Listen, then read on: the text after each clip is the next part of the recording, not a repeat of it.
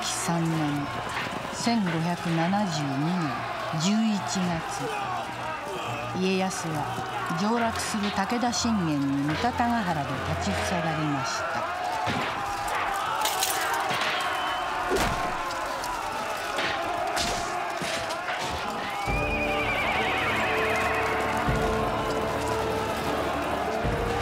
ですが武田軍は強く、家康は身軽になっと馬上の人となるため、鎧や兜を投げ捨てて逃げたのでございます。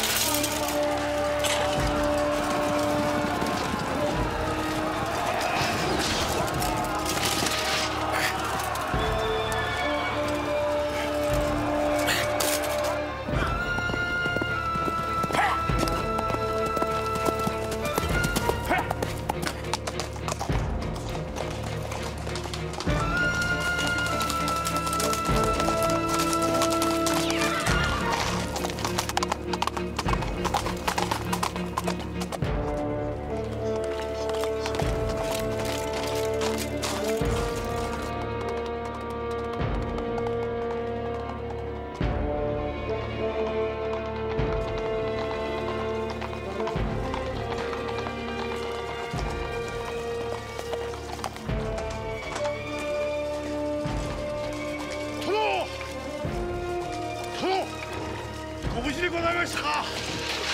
武田の兵が来る。門を閉じよう。ならん。三方ヶ原から逃げ帰ってくる者たちがいる。門を開け放ち、かがりぶだけ太鼓を打ち鳴らせ。門はそのままかがり火をたけ。太鼓は打って打って打ちまくるのだぞ。作座、絵師を呼べ。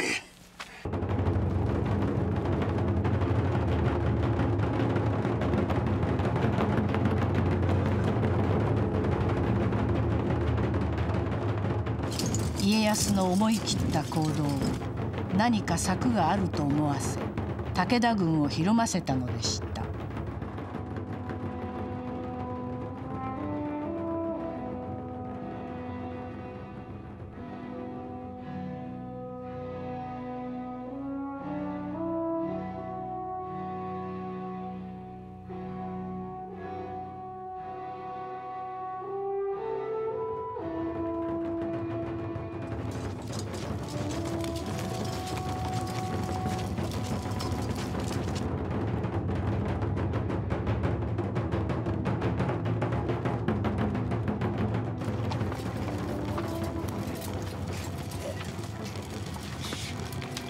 三方ヶ原の合戦で武田信玄に負けた家康は、戦に敗れた惨めさを肝に銘じるため、己の哀れな姿を絵に描かせ、生涯の戒めにしました。この戦いこそ家康の原点なのでした。そして後に江戸幕府を開いた家康には、この戦と同じように大きく影響を与えた3人の女がいたのでございます。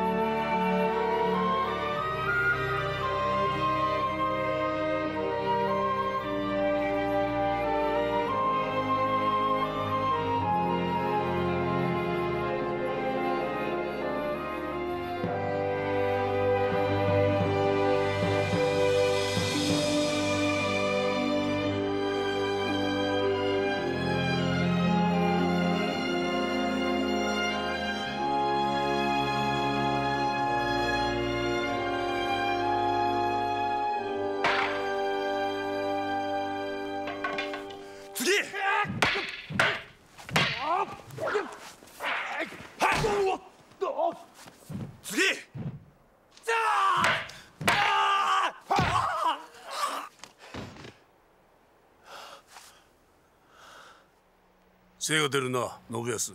これは父上。武田信玄が死んで早い一年。勝頼の動きも何やら忙しくなりました。のんびりしてはおられませぬ。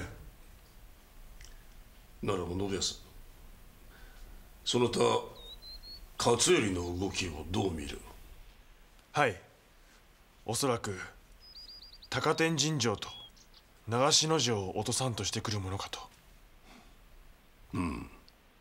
よく見た。わしの読みと同じだ。恐れ入ります。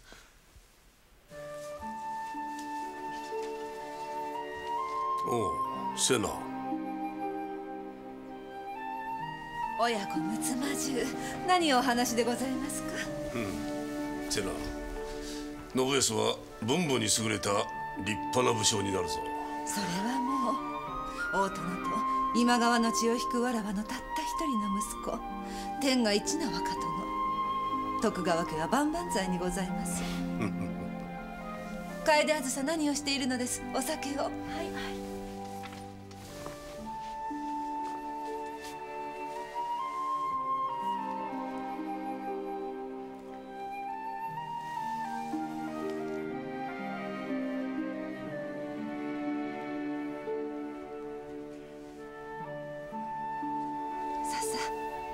親子水入らずで。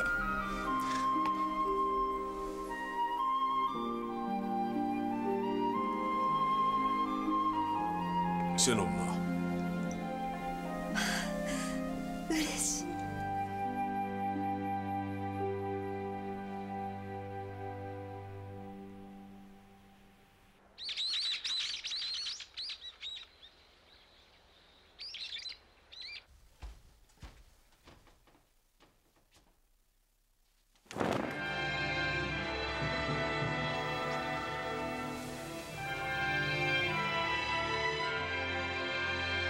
酒井忠次、大久保忠世、三河より遠路ご苦労。はっ、信長様にはご機嫌麗しい。離れ忠次、築山御前と三郎信康、早々に腹を切らせ。築山御前と信康様を切腹。恐れながら何故に？忠世、その書状を武田の間者が持っていた。勝頼から築山御前に宛てた密書だ。密書によると築山御前、叔父今川義元を桶狭間に滅ぼした信長を恨み続け、信康と共に勝頼に内通いたし、謀反の密約を結んだとある。早々に三河に立ち返り、築山御前と信康、腹を切らせい。しかと申しつけたぞ。信康は我が娘婿だが、遠慮は無用とな。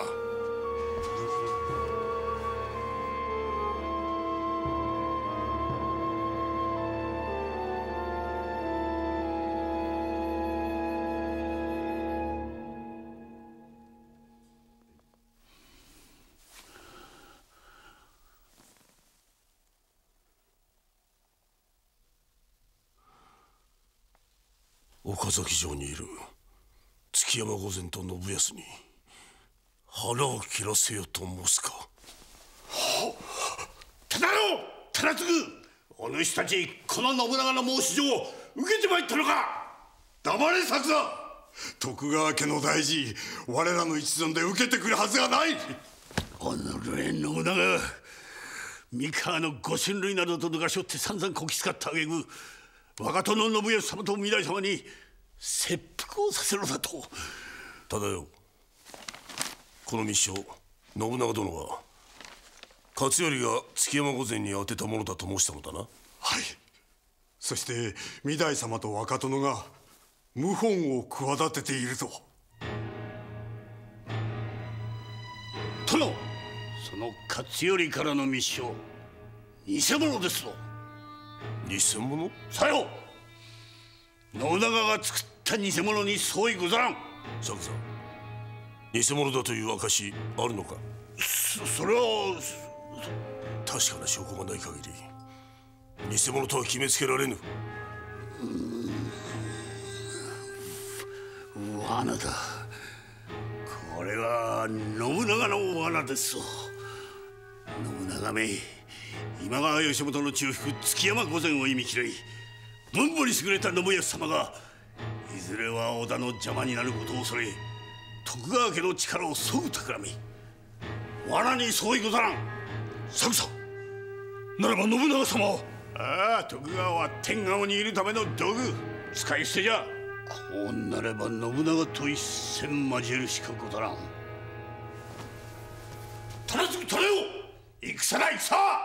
黙れ作さん。殿、信長殿と一戦交えてどうする？今の徳川は織田に勝てると思うのか？それは勝てるのか作さん。たとえ勝てるとも徳川の意地を見せんがために兵を挙げ、ようやく静まった三河を再び修羅の巷に叩き込み、民百姓を苦しめようと申すか？それは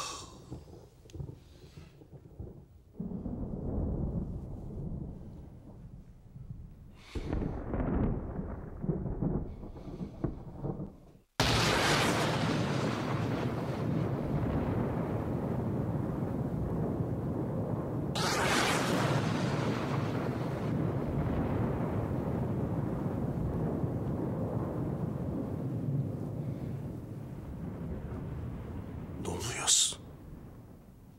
これは父上。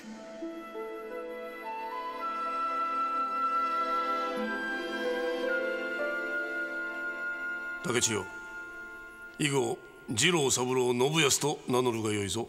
はい。信康殿、おめでとうございまする。信康、これからは父上を助け、徳川を織田家に並ぶ家にしてみせまする。父上、一刻も早く武田信玄を討ち滅ぼし、駿河、甲斐、信濃を平定いたし、天下に徳川の旗を翻しましょう。それでこそ徳川家の跡取り、よう申された信康殿。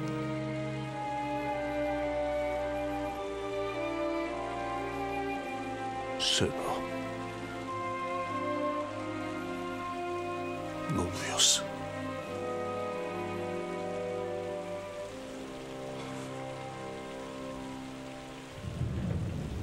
信長。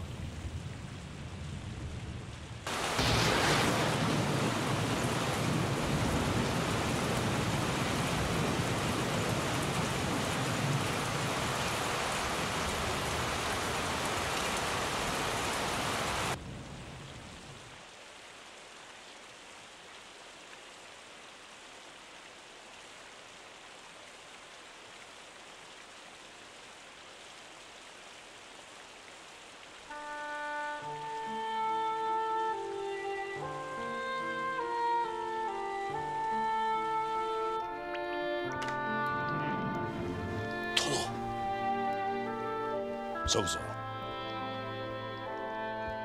ん、岡崎の築山と信康のもとに参る。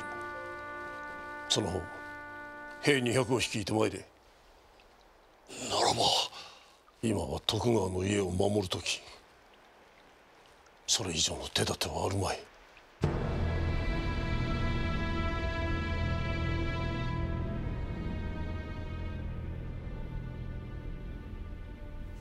何、浜松の大殿がお見えになられた。はい。楓、お酒の支度をな。心得ましてございます。あずさ。はい。わらわの髪乱れておらぬか。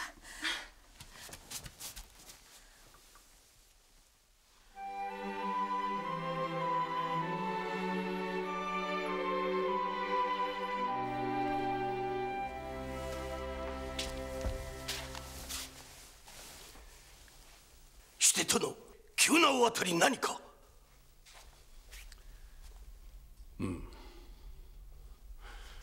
平井は信康を呼べ。はあ、すぐにお見えになりますが、信康様に何か？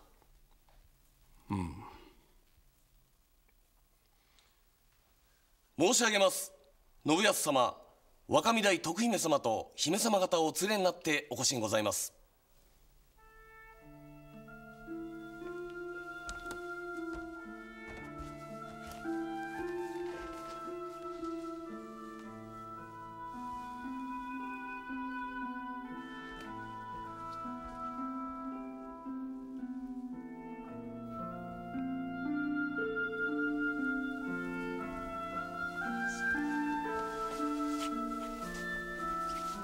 舅御様にはご機嫌麗しく。さあ、おじい様にご挨拶をしなさい。おじい様ご機嫌よろし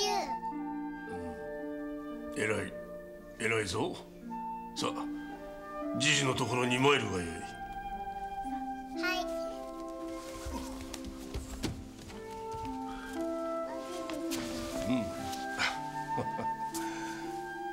い。よく来たな。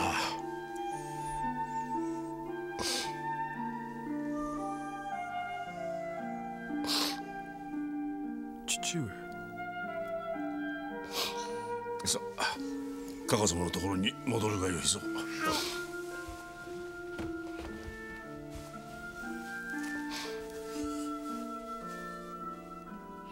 お徳。はい。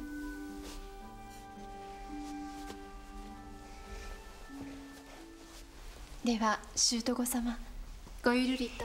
ごゆるりと。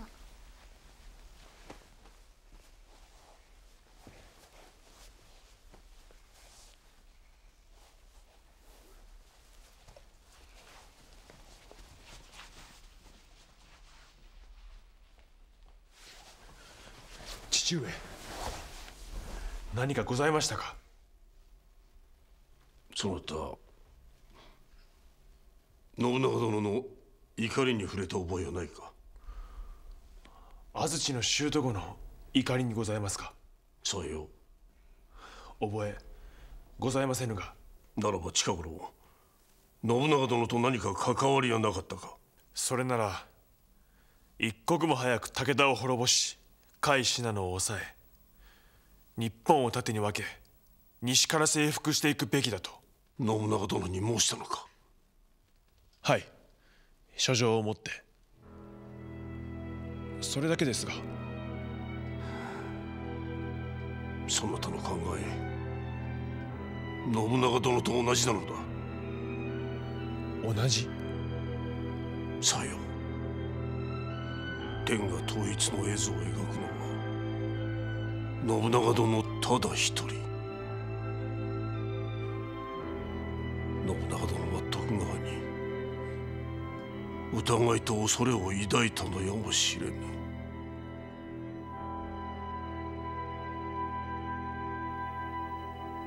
父上。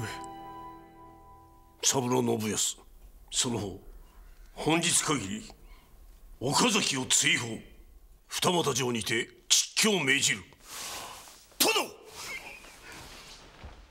殿、何故にございますか？信康様、岡崎城はこの本田作左衛門がお預けいたします。作左。父上。信長殿はそなたに切腹を命じられたのだ。殿、信康様が何故切腹を？信康に罪はない。強いてあると申せば、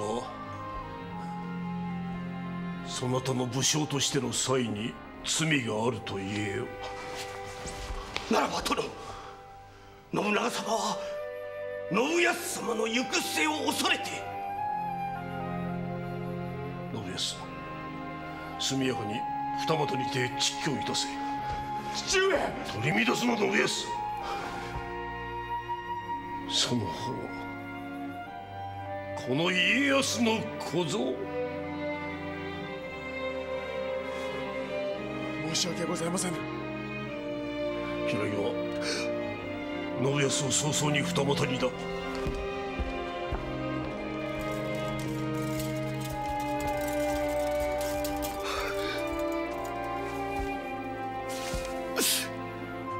あまりじゃ、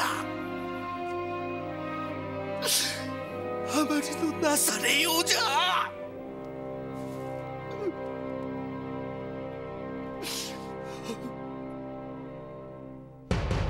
信康殿を二俣城に追放。殿、信康殿に何か不都合なことでもありましたか？瀬名、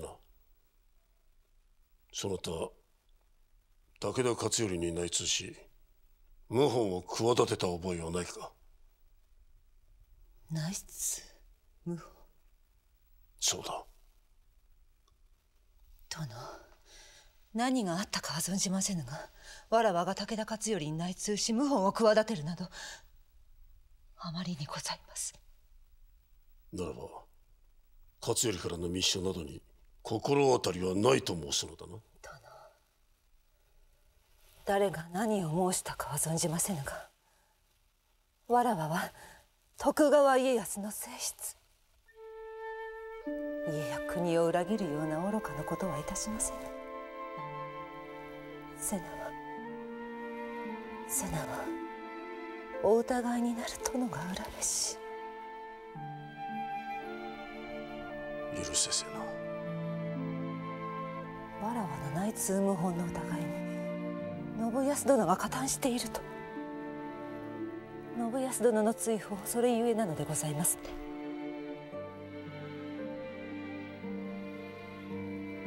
信長様の指図でございますか？瀬名。そうなのですね。信長様の指図なのですね。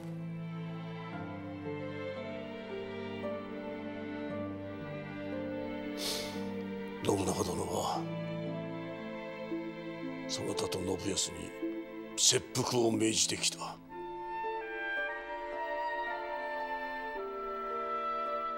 切腹。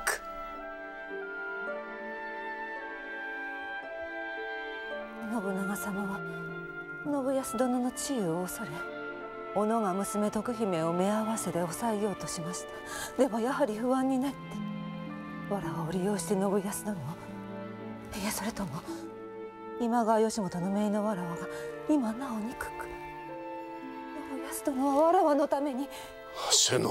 殿は信長様のその指図、もはやお受けに。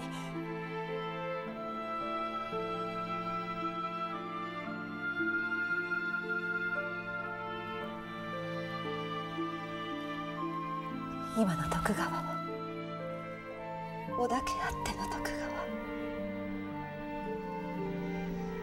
川。殿のご心中いかばかりのものかと。瀬名、そなたは乱心いたしたとして浜松に蟄居いたすのだ。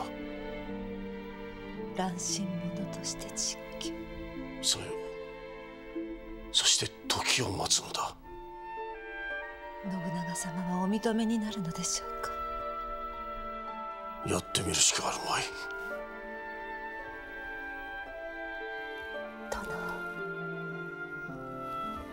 万一の時はわらわは信長様の指図の通りにいたします。ですか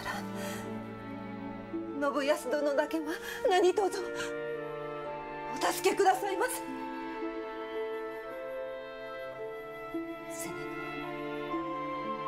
瀬名の母としての最後の願い、どうか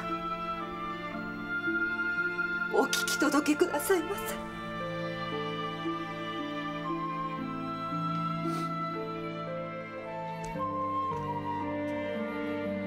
分かった。わしも父としてできるだけの力尽くそう。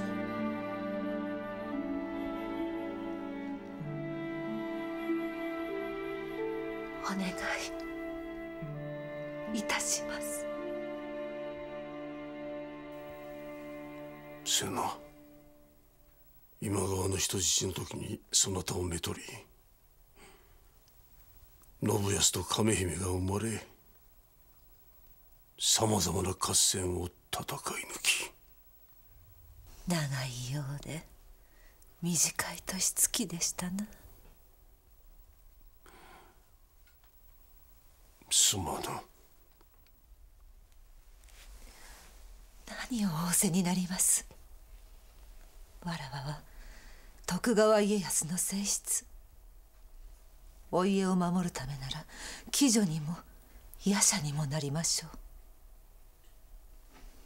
その代わりお約束してくださいますか。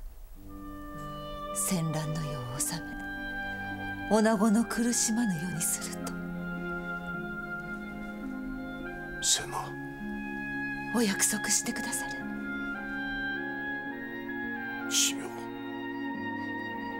女子の苦しまぬ世を作ると約束しよう。かたじけのございます。そなたと信康の無念、この家康決して無駄にはせぬ。瀬名子と築山御前も戦国の世に翻弄された悲しい女でした。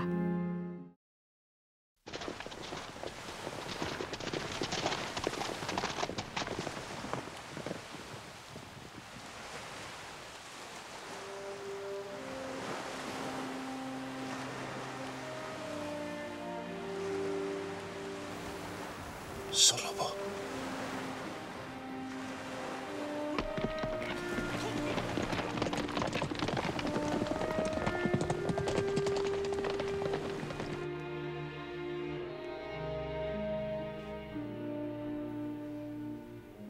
信康、お父上様を恨んではなりませぬぞ。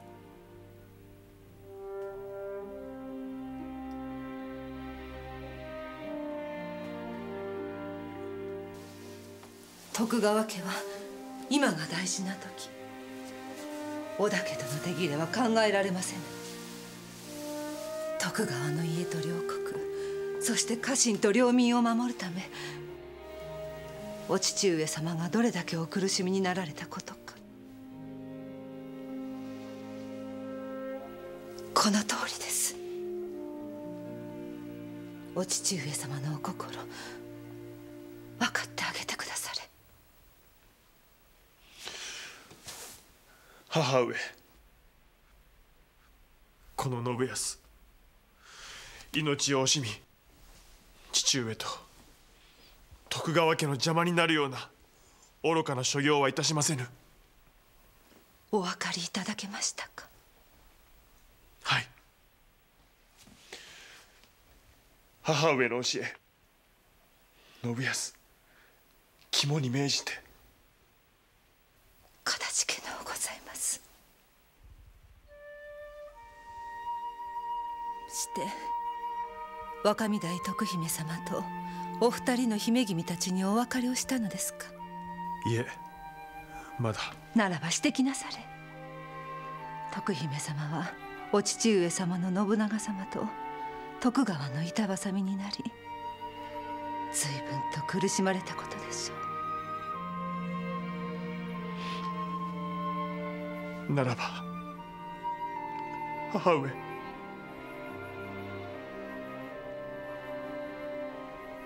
息災にな。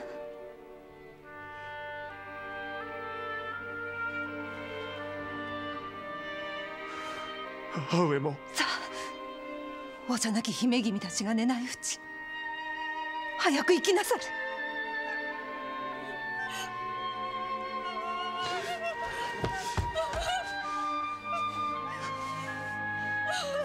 さらばでございます。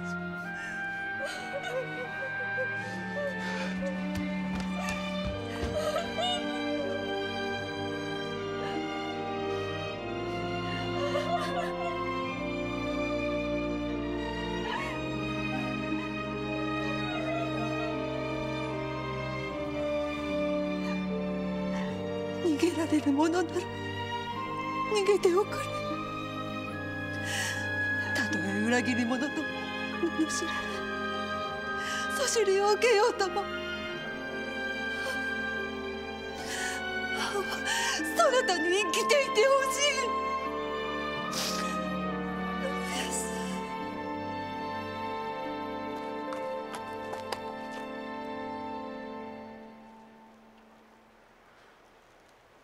作座、分かったな。作座、お主も年だ。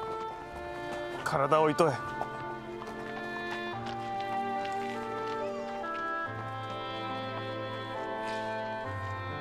分かっ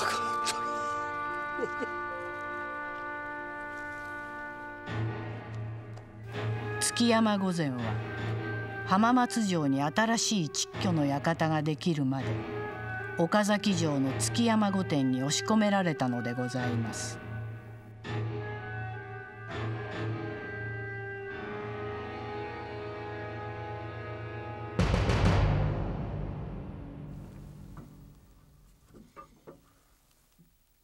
酒井忠次、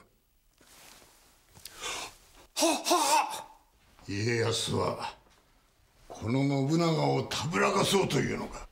滅相もございません。忠次、世は徳川のため家康のため謀反を企てた築山御前と信康に切腹を申し付けたのだ。それなのに徳川の者どもは世の仕置きに異を唱えているのか。決して世の仕置きに従うか、それとも火をあげるか。さすれば幼い頃の人質の苦労をはじめ何もかもが滅び去ろう。家康はそれが分からぬほど愚かではあるまい。築山御前と信康、早々に腹を切らせい。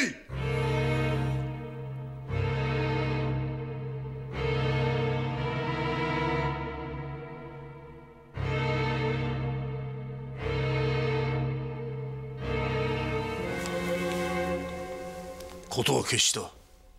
忠次の最後の嘆願も無駄でございましたか。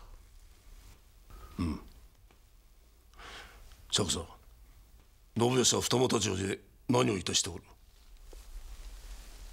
殿のお言いつけ通り神妙に実況されておられます。なぜ逃げなかった。殿。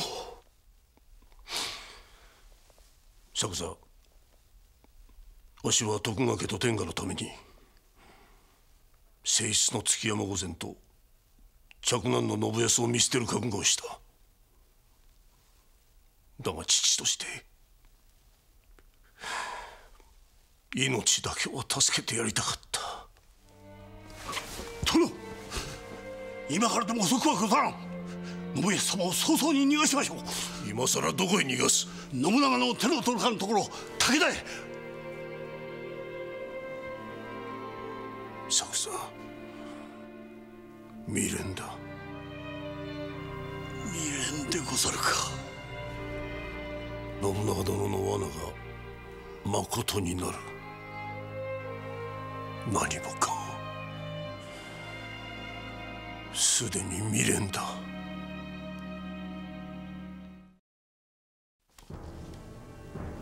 石川数正、お召しにより参上いたしました。数正、浜松に作っておる築山御前の館はどうなっておる。ほぼ出来上がりました。ならばその方、岡崎に築山御前を迎えに参れ。殿、築山御前岡崎にお迎えいたしていかがされるご所存にございますか。築山御前は切腹の命を受け、逆上の果てに乱心いたした。館に閉じ込め生涯を全うさせる。しかし殿、酒井殿のお話では信長様はすでに。数正、乱心した女が起きって何になる。ではございましょうが。黙れ数正。わしが月山御前にしてやれることはそれしかないのだ。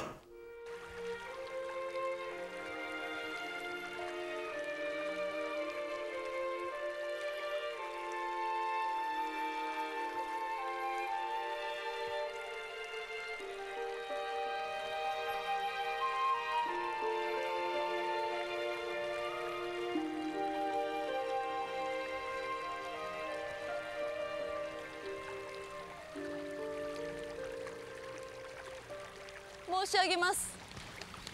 どうしました、あずさ。ただいま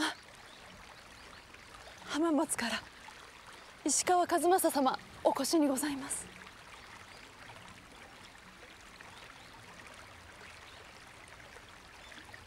参りましたか。はい。岡崎もこれが見納め。楓、あずさ、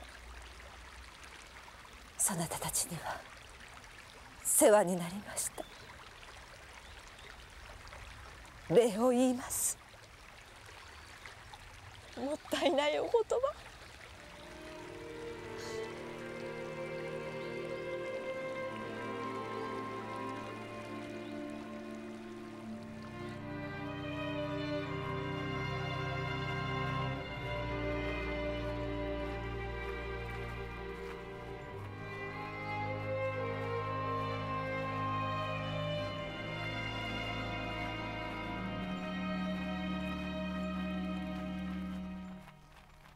腰を止めよ。腰を止めよ。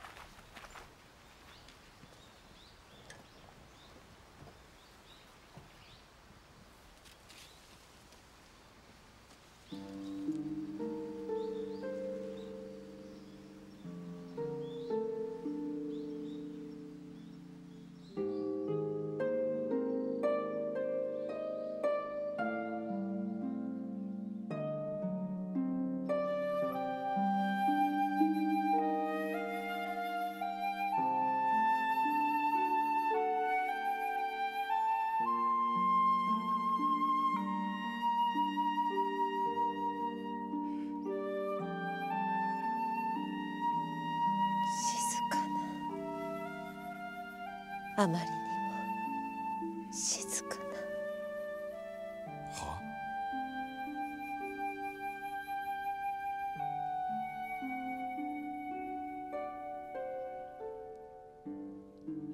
石川殿、ご造作をおかけいたしましたな。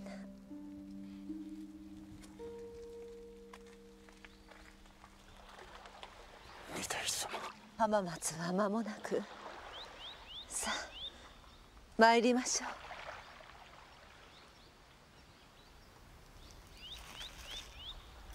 立つ。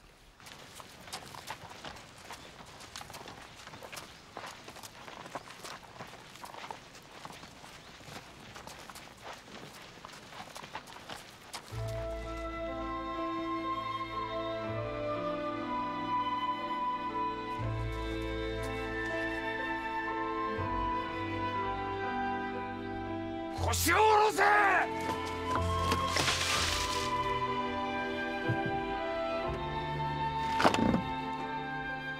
御台様、御台様。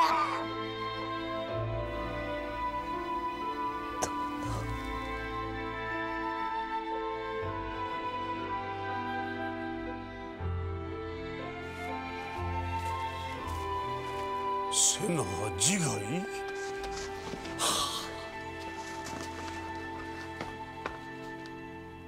言い残したことはないか。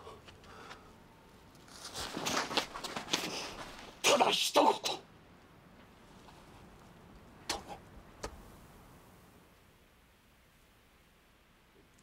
微笑みを浮かべられ、織田さやかなご最後にございました。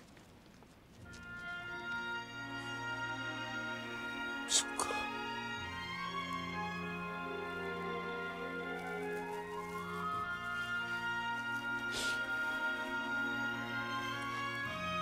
引き取って休息いたすがよい。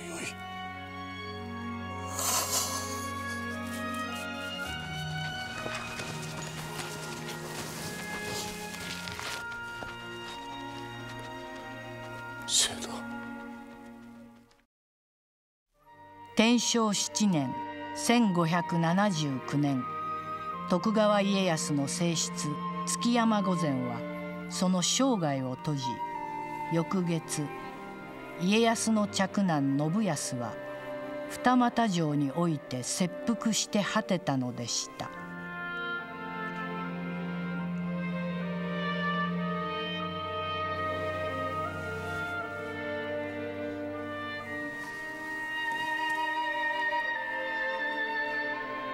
父上、母上のもとに参ります。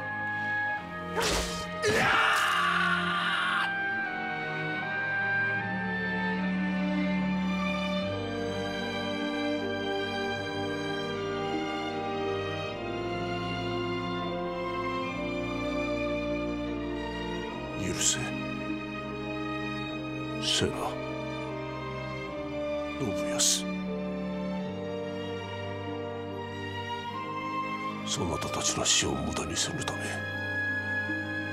この家康、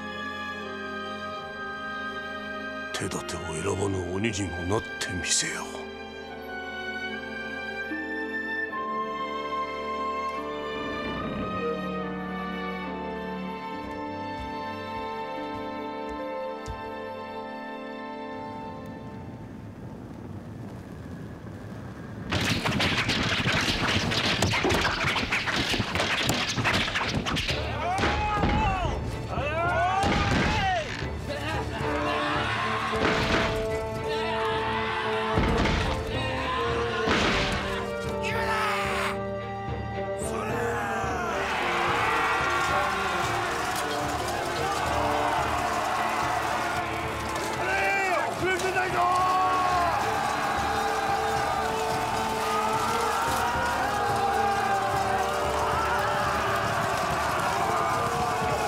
家康は武田が籠城する高天神城を冷や攻めで落城させ、遠江を完全平定。織田信長と共に武田勝頼を滅ぼし、三河と遠江のほかに駿河の国の大主となったのでございます。天正10年1582年、家康は信長に招かれ安土城を訪れました。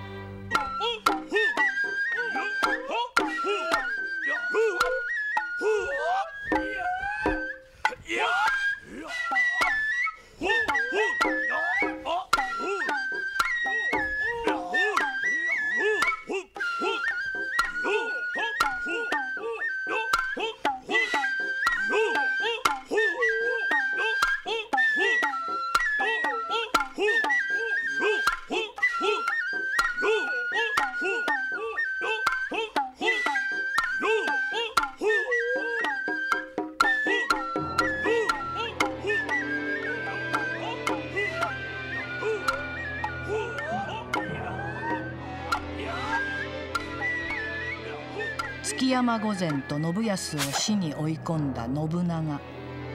家康は心の隅にこだわりを秘め、信長の供応を受けました。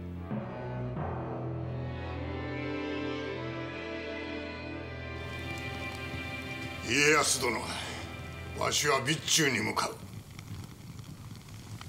毛利にございますか。羽柴筑前が高松に手を焼いておってな、尻を叩きに参る。ならば私も。それには及ばん。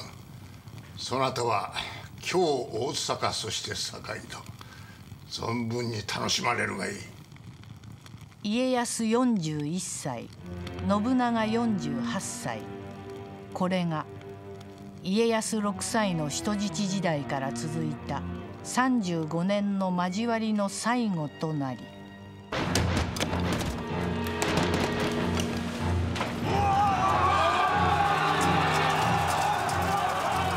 天正10年1582年6月、織田信長は家臣明智光秀の謀反によって今日本能寺に倒れたのでございます。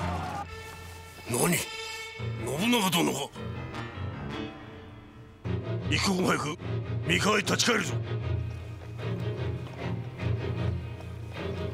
堺にいた家康は伊賀を越えて三河に戻り、光秀討伐の兵を挙げようとしました。ですが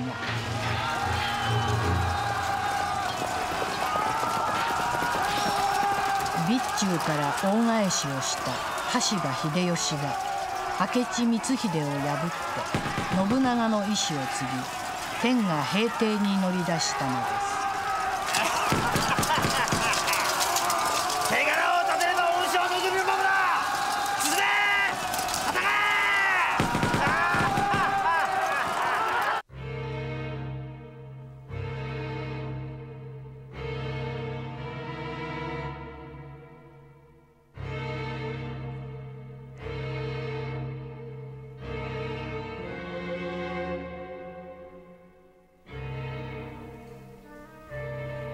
秀吉。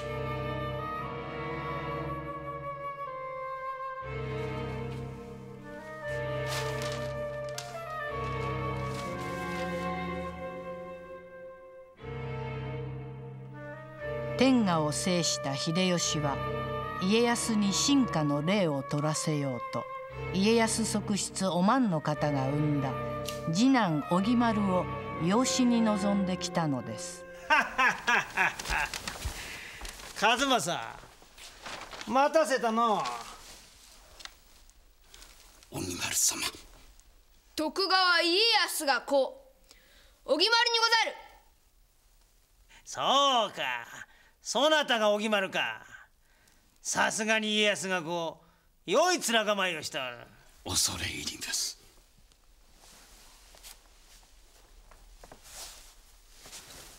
荻丸、今日からこの秀吉がそなたの父、そなたはこの秀吉のせがれだ。よいな。心得た。ういやつ、ういやつ。広い大阪城だ。荻丸には格好の遊び場であろう。はい。それで数正、家康は荻丸に会いに上洛するか？それは家康が上洛してくれぬと諸侯への抑えが効かぬ上にわしの面目は丸つぶれだ。そうなると数正、わしもこのまま黙って見過ごしにはできぬ。恐れながら上様、主家康、上様と戦うは徳川が滅亡への道を進むと十分心得ております。ですが重臣どもがこの秀吉に頭を下げるのは不服だと申すか？はい。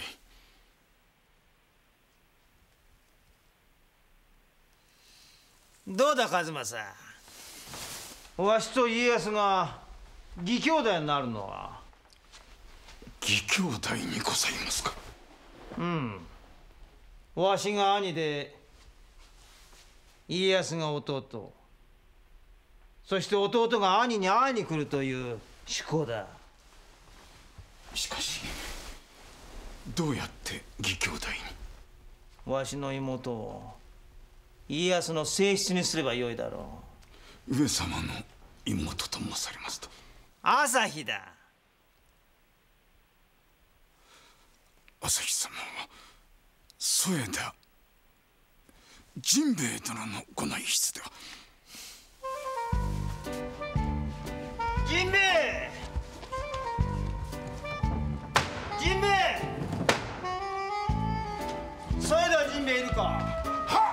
れだ、陣兵衛。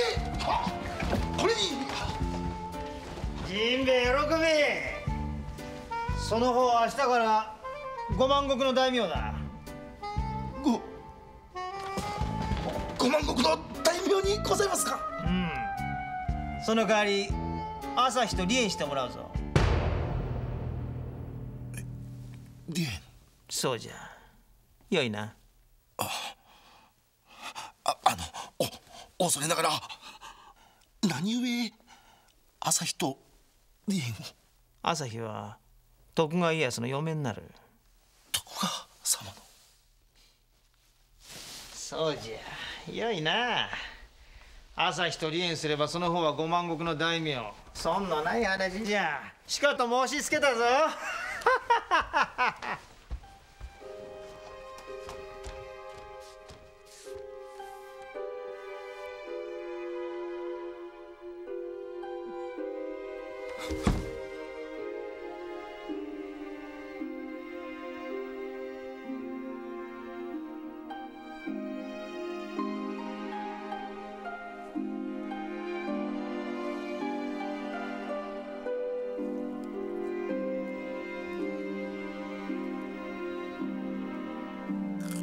お方様、どうしました波の。上様のおなりにございます。兄さん。おお、朝日、息災にしておったか。兄さん、何か。朝日、お前は徳川家康の正室になるのじゃ。徳川様の正室。このどいだ。家康に嫁いでくれ。兄さん。ですが兄さん、朝日には夫がおりますで。なに、別れるがよい。別れる。心配すんな。それでは陣兵衛にはわしからよく言い聞かせた。言い聞かせたとは。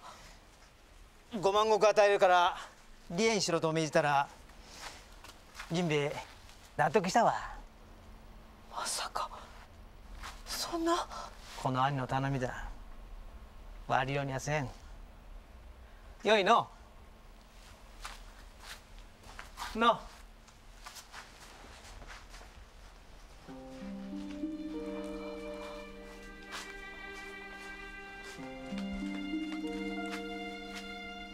お方様。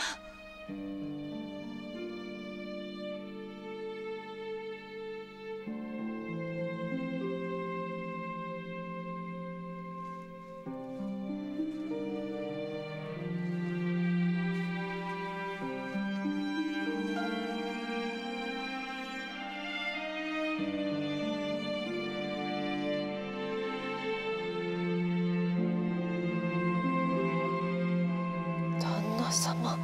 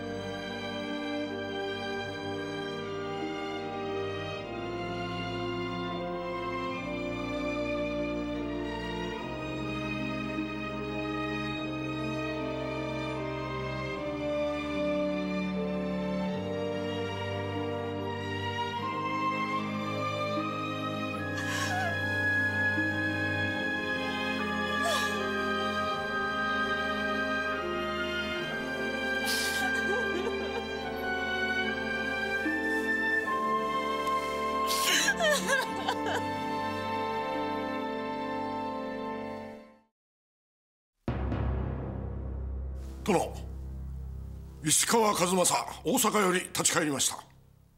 ご苦労だったな、数正。はあ、若殿荻丸様、秀吉様とのご対面、恐れ怯えもせず立派にお務めになられましてございます。そうか。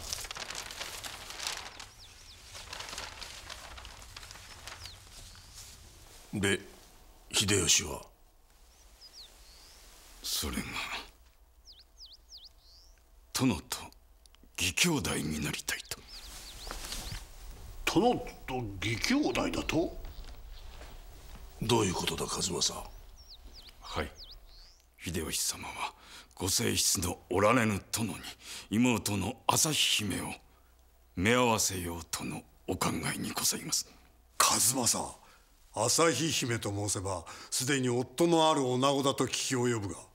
いかにも秀吉様はその朝日姫を夫と離縁させるとの仰せです。たけたことを抜かしおって。殿、妹を離縁させてでも殿の正室にしたいとは？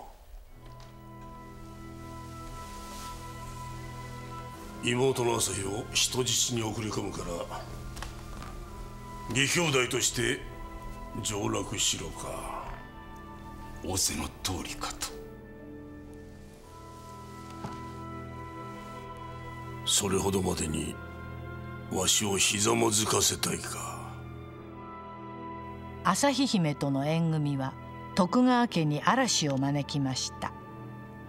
秀吉の覚悟と力をよく知る石川数正は徳川家のために縁組を何とか成就させようと動きました。しかし反対する重臣たちの矢面に立ち、その去就を疑われ追い詰められていったのです。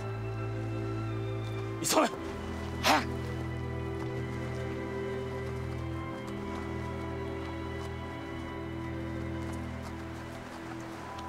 数正が、石川数正が出奔。はっ、おそらくは秀吉のもとへ。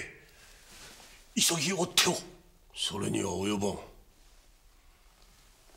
追っ手をかけるが家臣に見限られた恥辱を天下にさらすだけだ。ではございましょうか。作座、潮時だ。潮時とは？徳川の面目は十分に立った。これ以上の秀吉との対立はそなたたち家臣や領民に無用な苦しみを与えるに過ぎる。我ら家臣や領民のことなど殿。そなたたち家臣や領民あっての家康、徳川家だ。それにな、秀吉と無益な戦いを続けていては築山御前と信康の死が無駄になる。数正の出奔はわしに潮時を教えてくれたのかもしれん。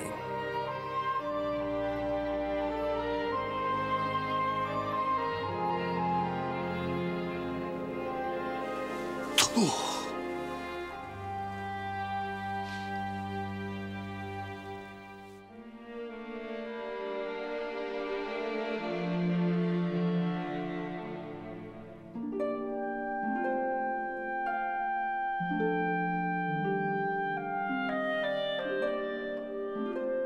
平凡な農民の娘は兄の栄光に翻弄される犠牲者でした。天正14年1586年、家康は秀吉の妹朝日姫を正室に迎えました。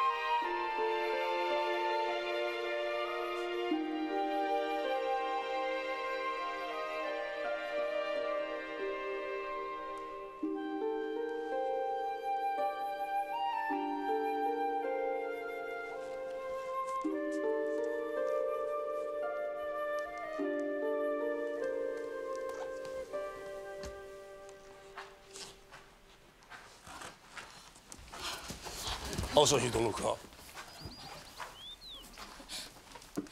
徳川家康じゃ。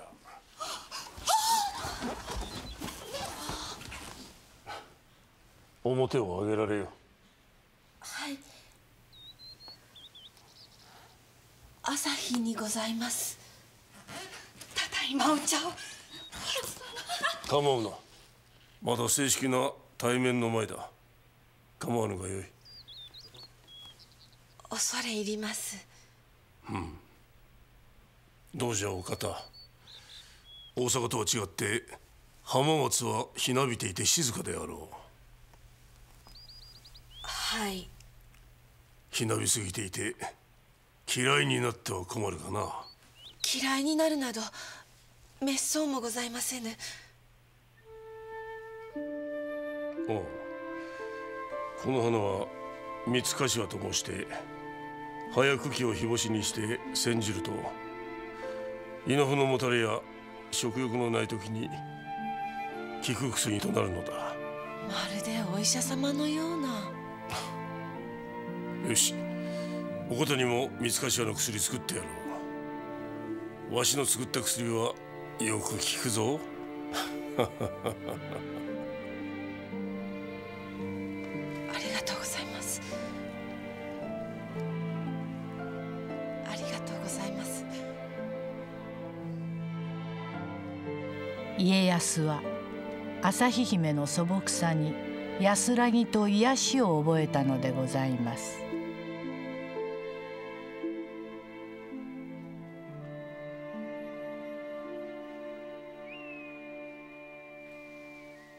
それで長政、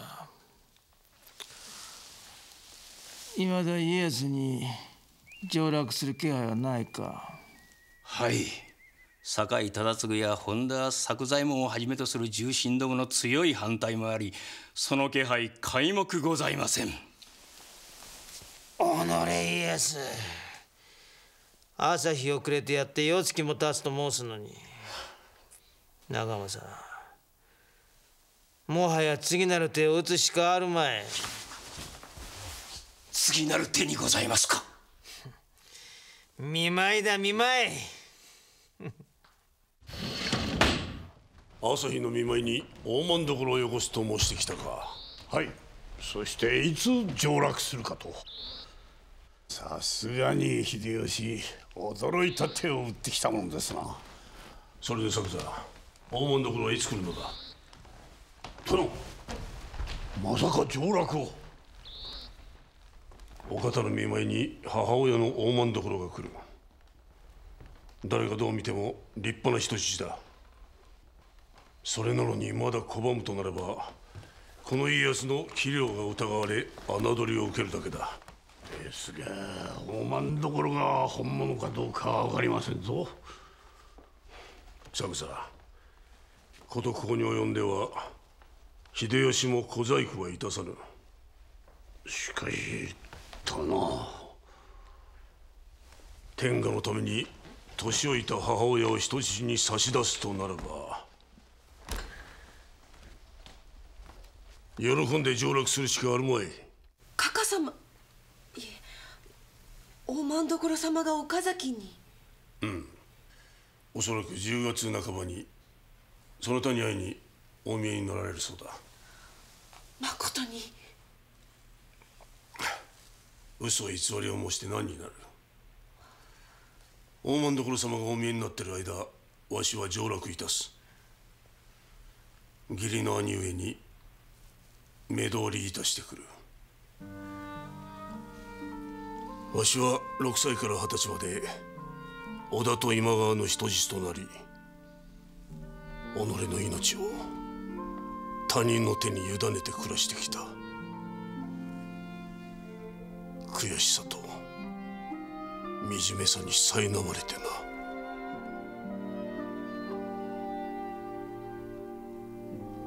忘れるしかなかった。忘れる？思い出が楽しければ楽しいほど悲しくなります。ですから何もかも忘れるしかなかった。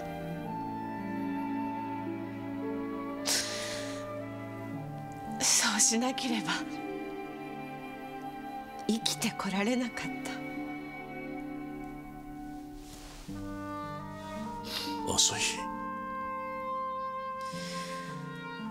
浜松に来てよかった。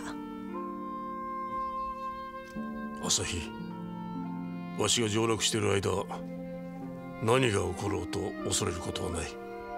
この家康を信じていればよい。よいな。はい。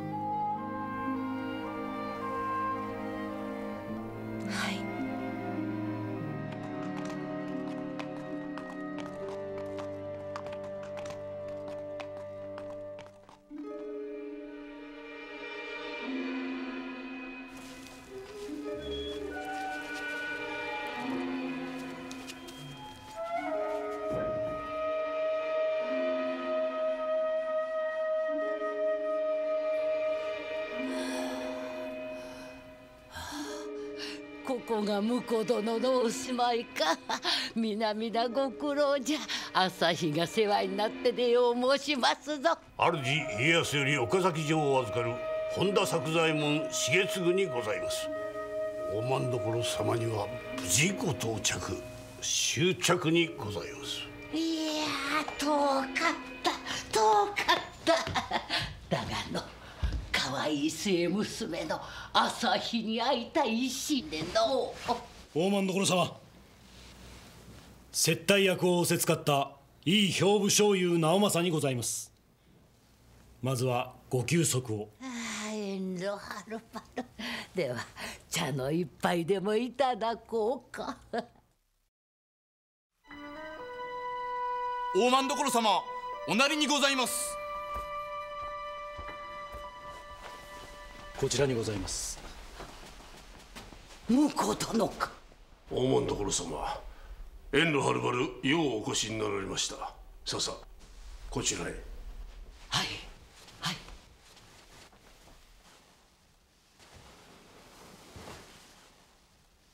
徳川家康にございます。旭の母の中です。もっとも今ではせがれのおかげで大政所などというわけのわからぬものになりましたがの。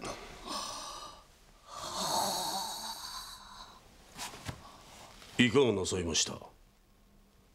婿殿はまこと見事な服装じゃ。服装？さよう。せがれ秀吉は偉くなるに従って人相が悪くなる一方じゃ。それに引き換え婿殿は服装じゃ。して大政所様、岡崎はいかがですか。それそれ、新しく御殿を建ててくださりいらぬ物入りをさせてすまなんだの。お気に召していただければ幸いです。お召しましたぞ。それは何より。それがしは明後日上洛いたしますれば御台とごゆるりと物語など。ありがたいことじゃ。申し上げます。御台所様、浜松よりお見えにございます。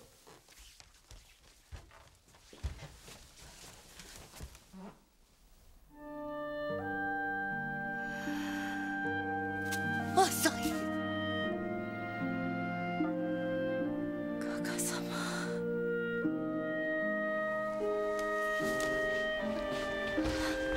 加賀様。息災でしたか。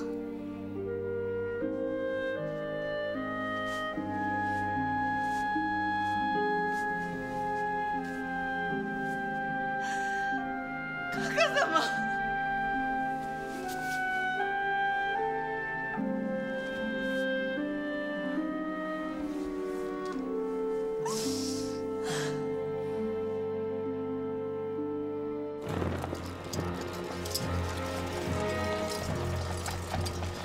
秀吉の策に自ら応じ、家康は2万の兵を率いて上洛を開始しました。朝日、お前辛くはないのか。はい。強くなったの。朝日の気持ちを分かってくれるお方がおりますで。婿殿か。幸せになっておくれ朝日。この頃家康はすでに京にいました。徳川殿にはようこそお見えになられました。関白殿下には大阪表にてお目にかかりまする。まずはゆるりとご休息のほど。片付けのござる。御用の折はこれなる奉行の石田三成になんなりと。石田三成にございます。世話になる。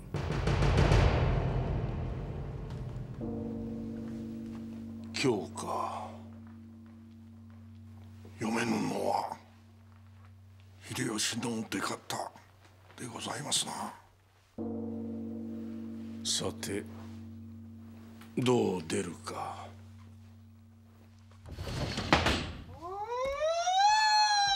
れはあかりじゃ。あかり表。申し訳ございませぬ上様。あかりじゃ。あかりじゃ。何が上様じゃ。わしは忍びじゃ忍び。三成、酒じゃ。酒を持て。義兄弟水入らずで酒を酌み交わすのじゃ。はは、すぐに。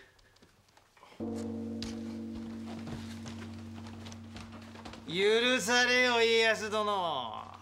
気の利かぬ者どもでのよう参られた三河の義弟殿。はあ、恐れ入ります。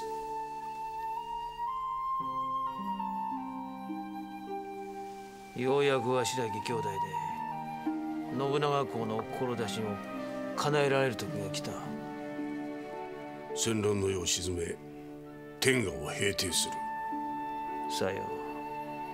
今それを叶えるにはわしとそなたが手を組むのが一番。違うかの。はい、仰せの通りかと。ありがたい。ならば家康殿、今宵は二人の無礼講何でも申されよう。ならば一つだけ願いの儀がございます。願いとな。大阪表での対面の折にも殿下にはその錦の陣羽織をお召しになって来ていただきとうございます。この陣羽織を。はい。関白殿下、この家康殿下のそれなる錦の陣羽織を拝領いたしたく存じまする。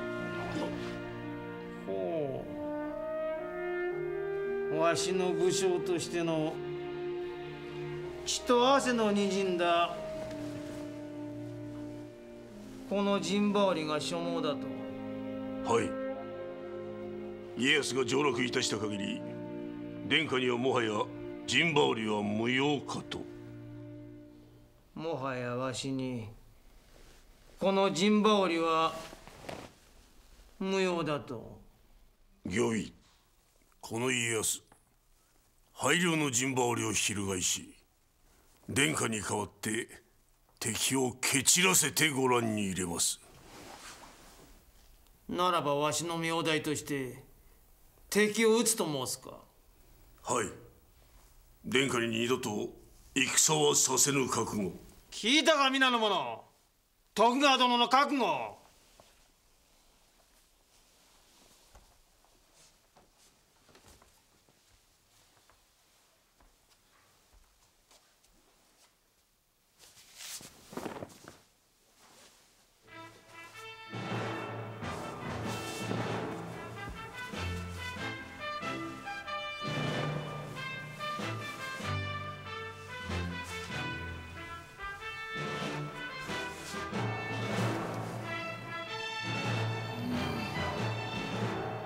似合う。よ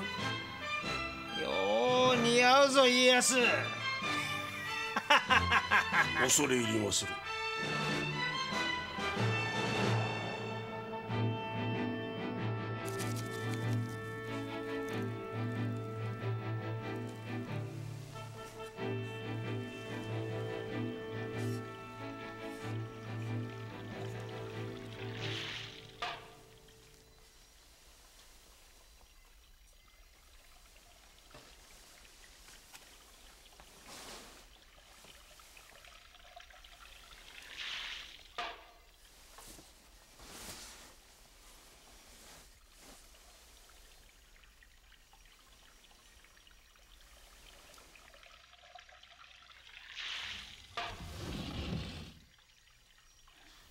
おお、茶々殿。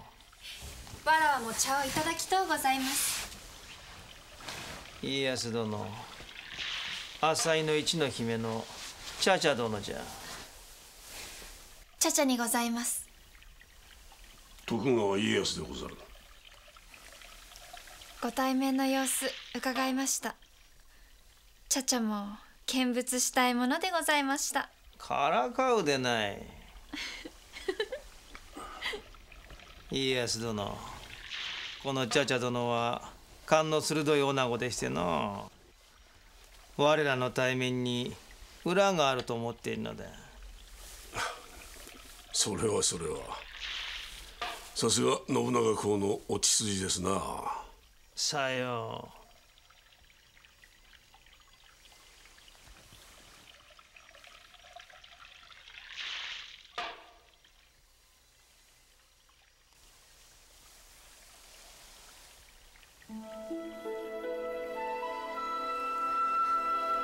おいしい。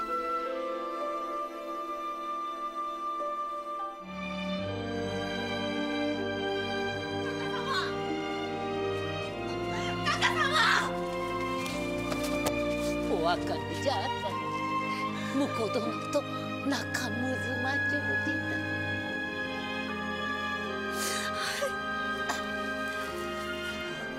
な。家康は岡崎に戻りました。それは旭姫にとって母大政所との別れでもありました。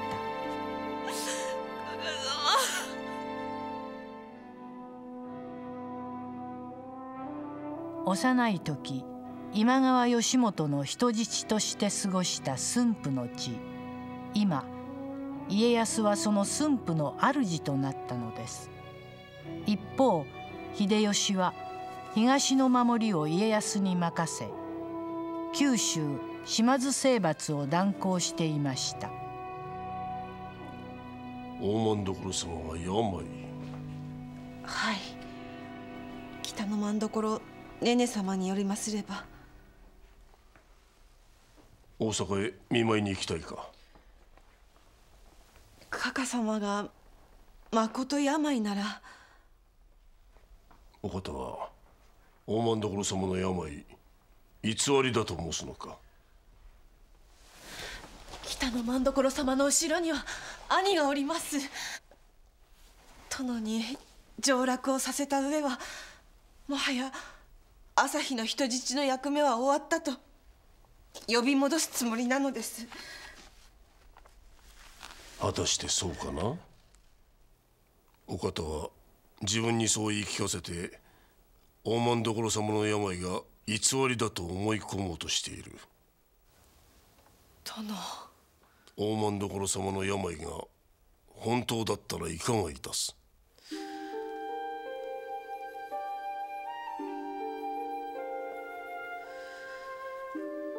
お方。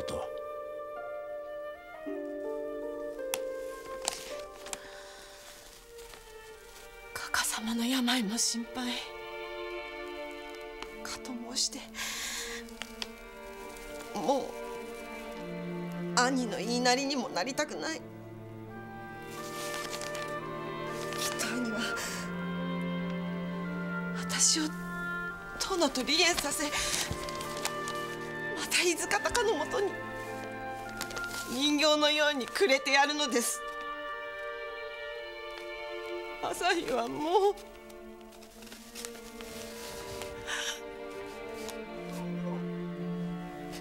嫌なのでございます。お方の気持ちはよくわかる。だがもしもの時は悔いを残すぞ。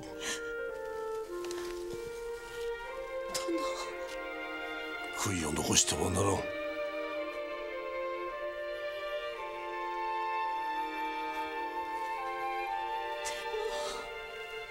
お方は家康の正室である限り、いかに関白殿下でも勝手な真似はさせぬ。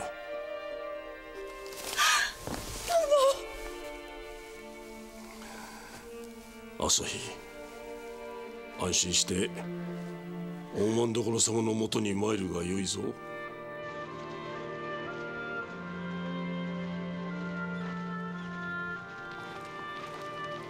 殿。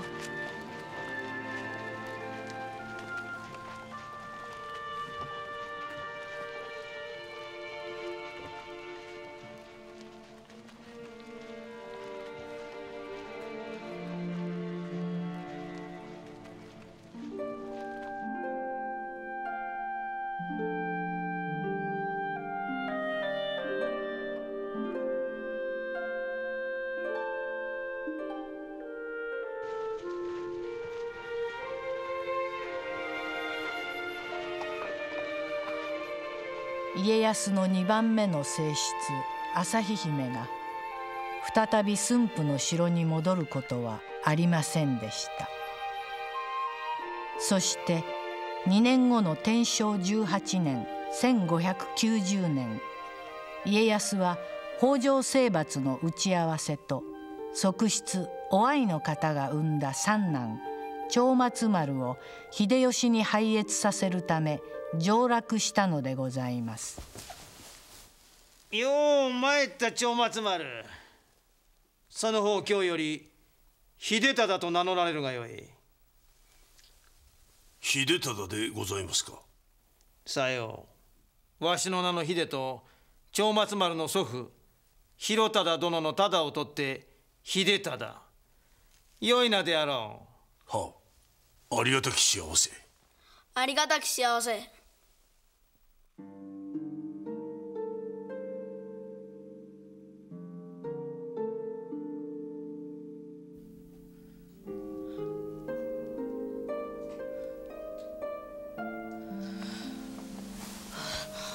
殿様。そのままでよい。いい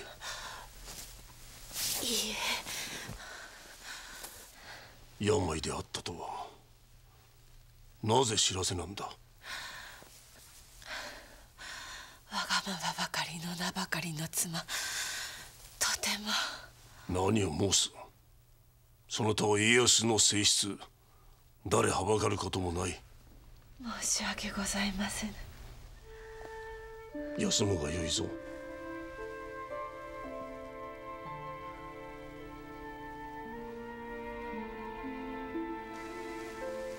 長松丸がの殿下に秀忠の名をいただいたぞ。長松丸殿が徳川秀忠様。よいお名です。うん。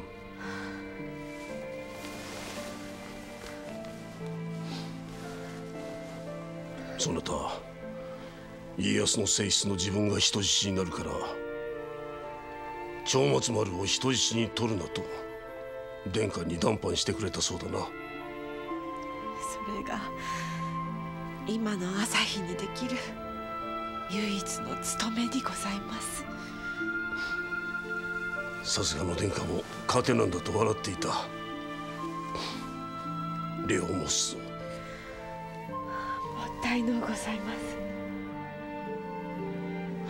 そなたの幸せはこれからだ。それゆえ養生して早く病を治さねばいかん。幸せ。さよう。そなた食が細くなったそうだな。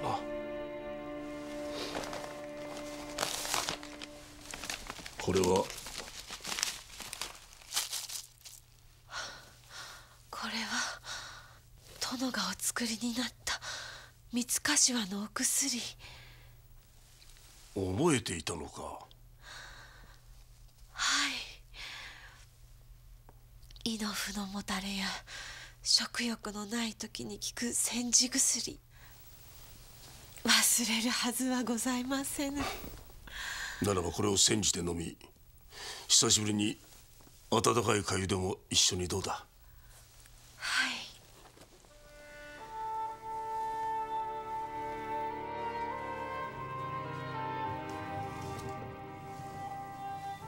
できたぞ。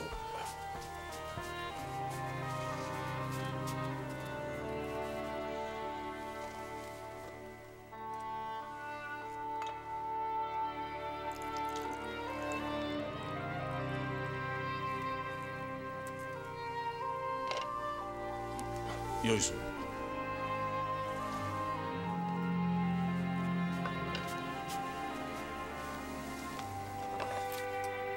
さあ、うまいぞ。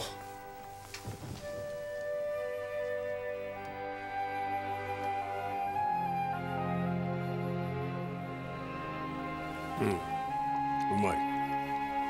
さあ。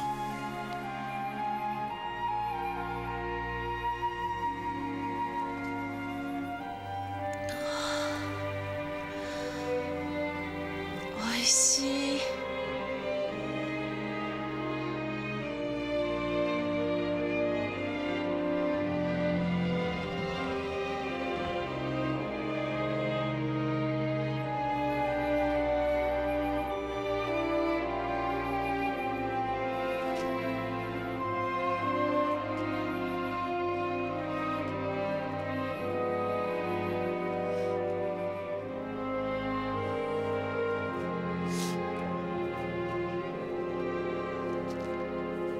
そして家康と秀忠が駿府に帰った後、旭姫は幸薄い生涯を静かに閉じたのでございます。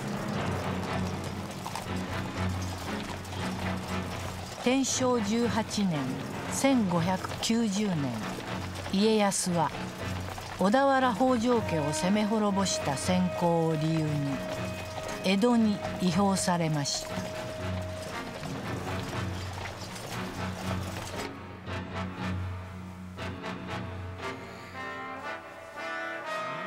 そして淀の方と呼ばれるようになっていた秀吉の側室茶々姫はお広いこと後の豊臣秀頼をお産みになったのです。そして5年後、秀吉は病の床についたのです。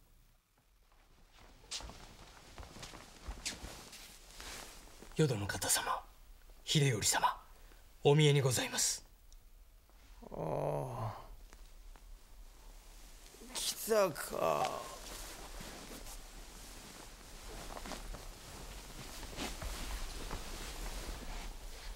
秀頼。秀頼様、お父上様のお招きですよ。父上。秀頼。淀。殿下。家康殿。は。秀頼を。秀頼を。頼む。頼むぞ。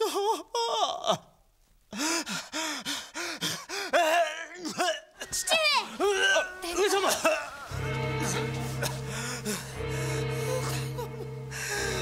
秀頼を頼むの。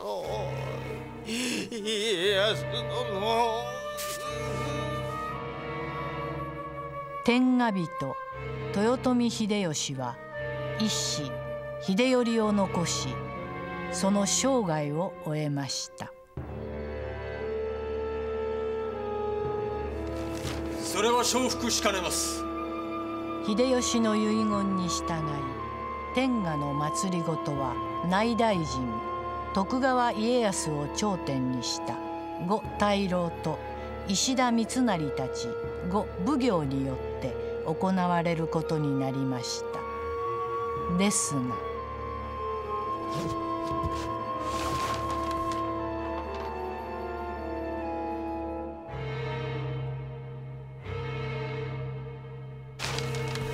ならぬ。たとえ五大老が決めたことでも秀頼君とわらばが承知できませぬ。ほう。淀殿が。はい。もう一度皆様方にお集まりいただき、ご検討いただくしかございませぬ。では早速その手配りを。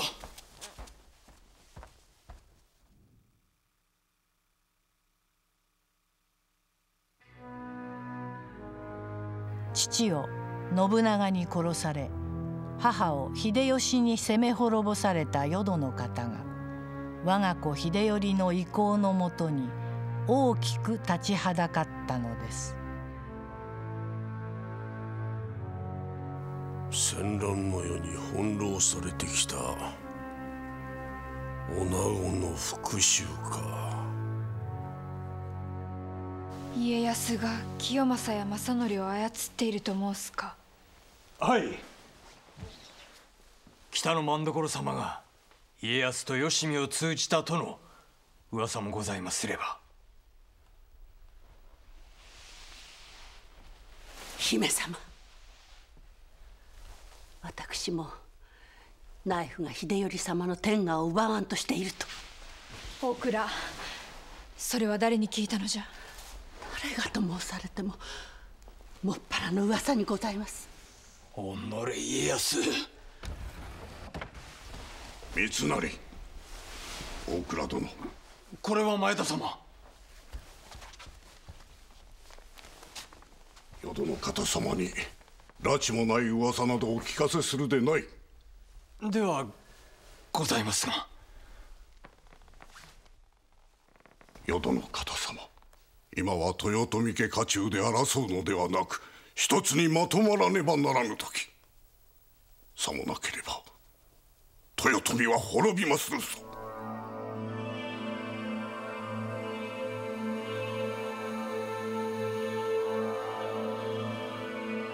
ですが淀の方や三成を抑えていた前田利家が息を引き取り、秀吉の残した政治体制はもろくも崩れ始めたのです。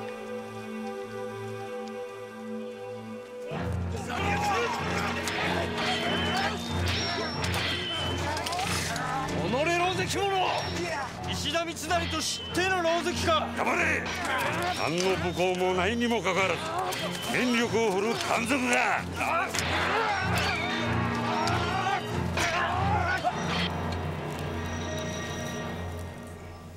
殿。正信か。はい。石田三成殿が参りました。三成が？はい。どうやら加藤清正殿、福島正則殿の手の者に襲われ逃げ道を失い、徳川に逃げ込んできたと申すか。は。徳川の館ならばさすがの加藤や福島も踏み込めぬと読んでのこと。いかがいたしましょうか。かくまってやるがよい。加藤、福島にはこの家康に任せよとな。心得ました。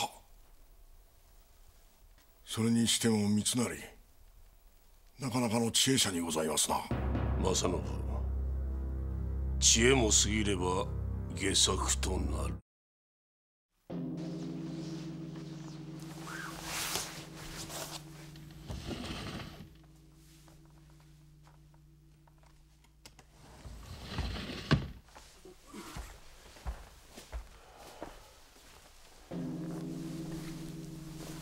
とんだ災難でしたな、三成殿。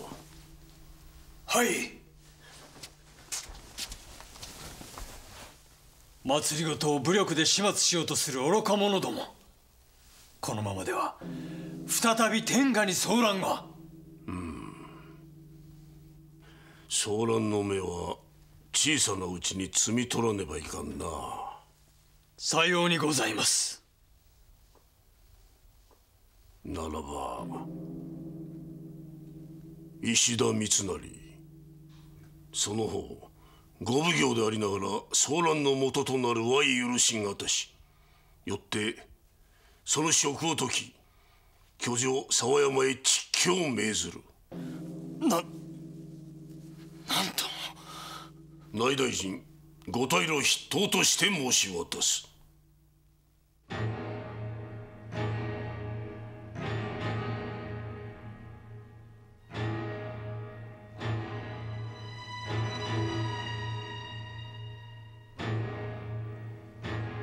お方様。大倉か。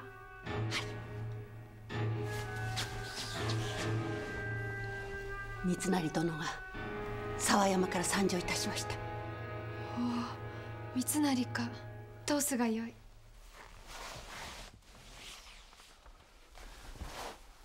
淀の方様にはご機嫌麗しく。三成、家康はその方の蟄居、天下太平のためと申したぞ。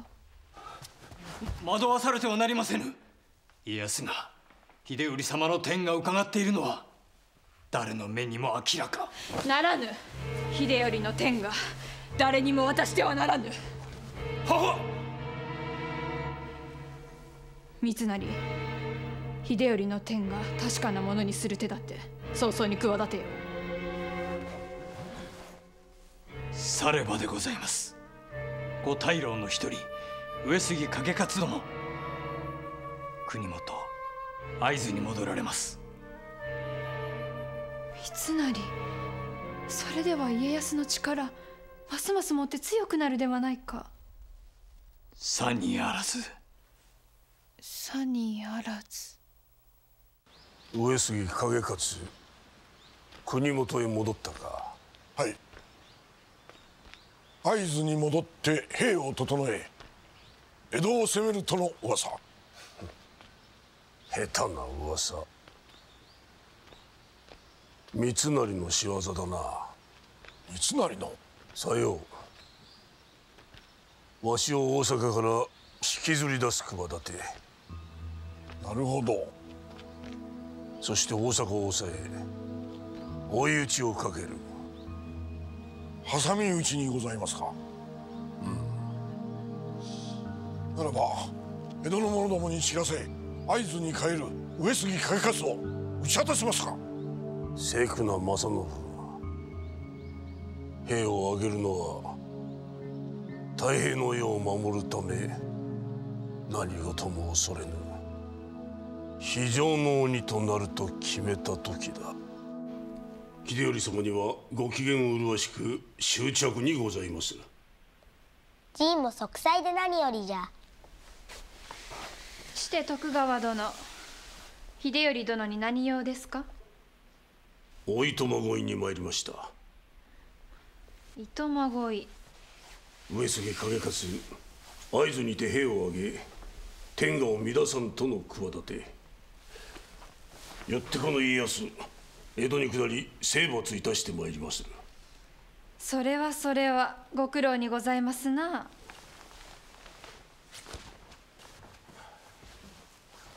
つきましては秀頼様、この家康が留守の間、決して軽々しく動いてはなりませんぞ。徳川殿、秀頼殿は太閤殿下の世継ぎ、生まれながらの天下人、誰の指図も受けませぬ。秀頼殿の天下を脅かす者はたとえ誰であろうとこの淀が許しませぬ。天下は誰のものでもござりませぬ。いいえ、秀頼殿のものです。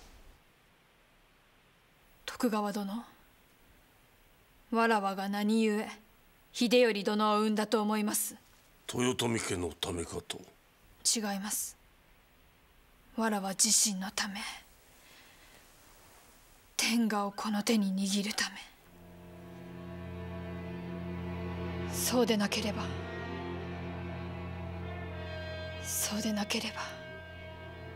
浅井の父よ叔父信長に殺され、母お市の肩を攻め滅ぼした秀吉の側室となったわらわの戦いは負けなのです。わらわは戦う。我が子秀頼と戦い抜いてみせます。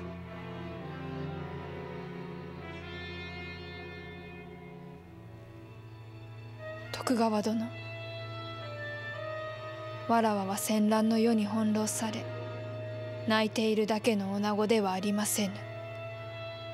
家康は淀の方に築山御前や旭姫とは違い、運命に必死に戦いを挑む女の姿を見たのでございます。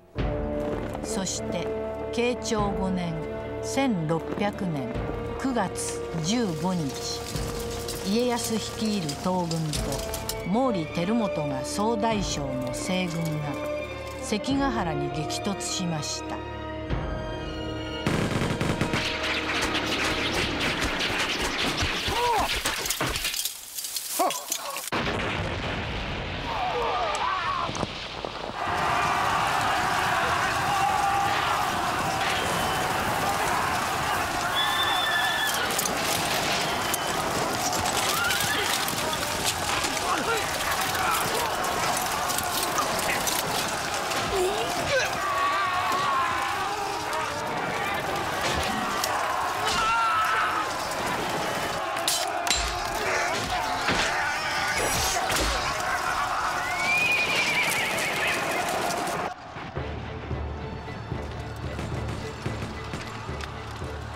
正信、正信。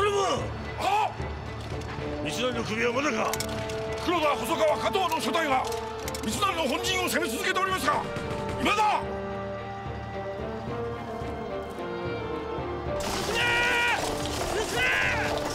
狙うは家康の首一つ。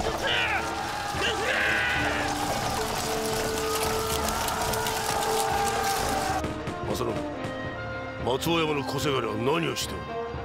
はい、先ほどから寝返りを命じるのろしを上げておりますが、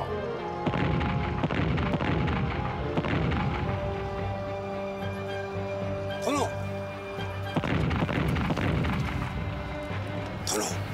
徳川様の寝返りの最速にござりまする。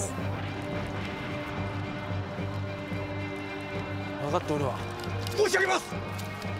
ただいま石田三成様から早々のご質問と使い番が。分かっておる。己秀明、正信、小早川の小せがれに鉄砲を打ちかけ。はあ。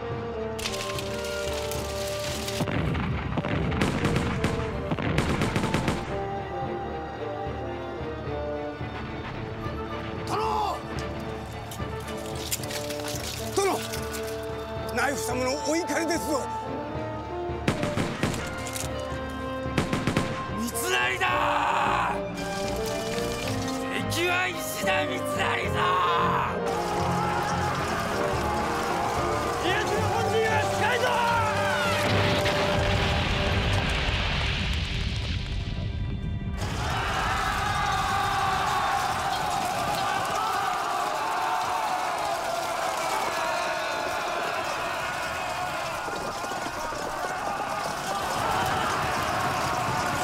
西軍の小早川秀明の裏切りによって形勢は逆転したので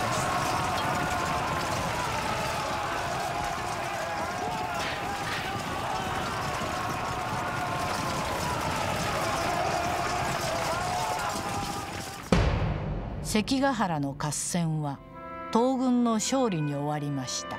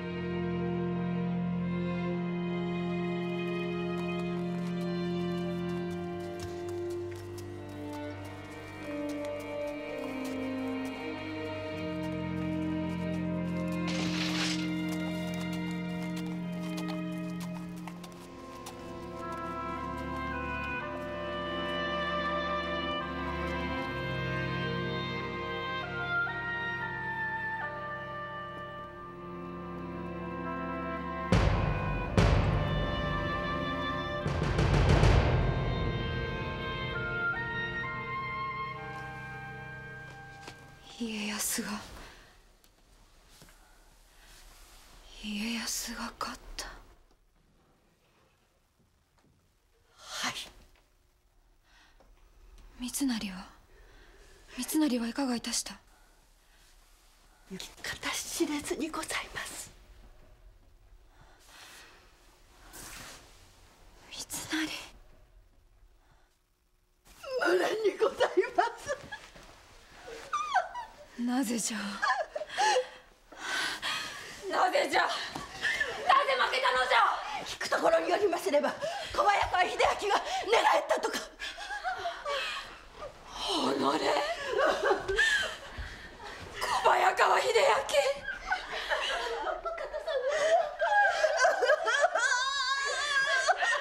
泣くでない。三成は負けてもわらわは負けぬ。まだわらわは負けてはおらぬ。慶長8年1603年2月、徳川家康は朝廷から征夷大将軍の宣下を受け、江戸に幕府を開きました。そして慶長19年1614年11月に大阪冬の陣、翌年4月に大阪夏の陣が起こったのです。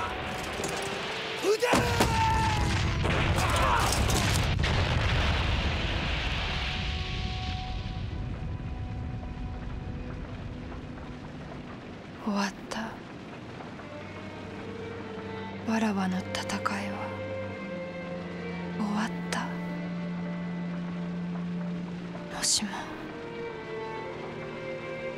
もしも生まれ変わることができるなら、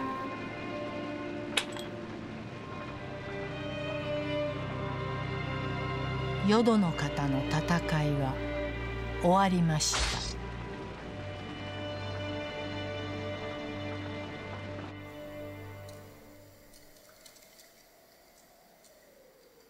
よう戦われましたな、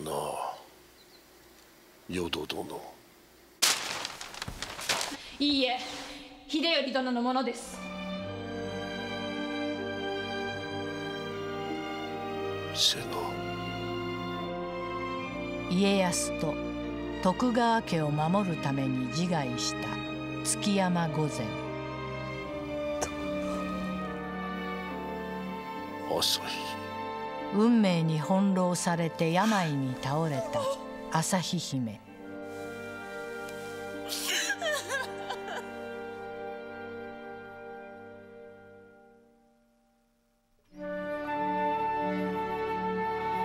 家康は戦乱の世に生まれた女たちの悲しみに思いを馳せ、天下の太平を誓ったのでございます。